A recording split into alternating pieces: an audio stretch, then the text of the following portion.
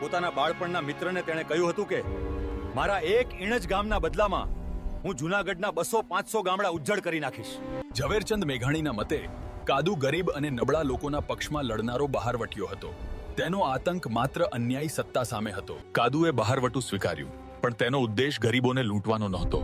તે માત્ર શ્રીમંતો, જાગીરદારો અને સરકારી તિજોરીઓને નિશાન બનાવતો. તે લૂંટનો માલ ગરીબો અને જરૂરિયાતમંદોમાં વહેંચી દેતો.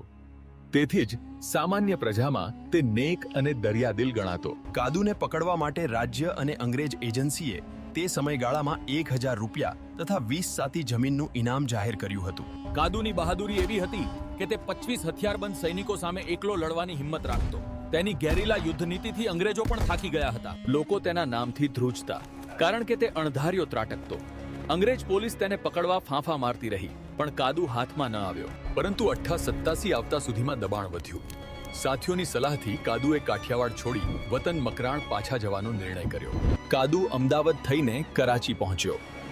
ત્યાંથી તે એક ઊંટ સવાર સાથે પોતાના વતન તરફ આગળ વધી રહ્યો હતો.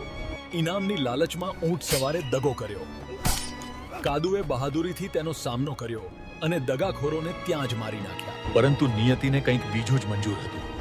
સિંધના કિરથર પહાડોમાં ભાગતી વખતે અચાનક ભેખડ પરથી એક પથ્થર કાદુના માથે પડ્યો. પથ્થર વાગવાથી સિંહ જેવો કાદુ બેહોશ થઈ ગયો. બસ આ જ તકનો લાભ લઈ તેને બેભાન અવસ્થામાં કેદ કરી લેવામાં આવ્યો. તેના પર મુકદ્દમો ચાલ્યો અને સજા તરીકે ફાંસી ફરમાવવામાં આવી. કાદુએ મોતને પણ હસતા મોઘઢે સ્વીકારી લીધું. 3 જૂન 1887 નો એ દિવસ હતો. કરાચીની સેન્ટ્રલ જેલમાં સૌરાષ્ટ્રના આ શૂરવીર બહારવટિયાને ફાંસી આપવામાં આવી. આમ સત્તા સામે બંડ પોકારનાર અને ગરીબોના મસીહા ગણાતા કાદુ મકરાણીની જીવનગાથા અહીં પૂરી થઈ.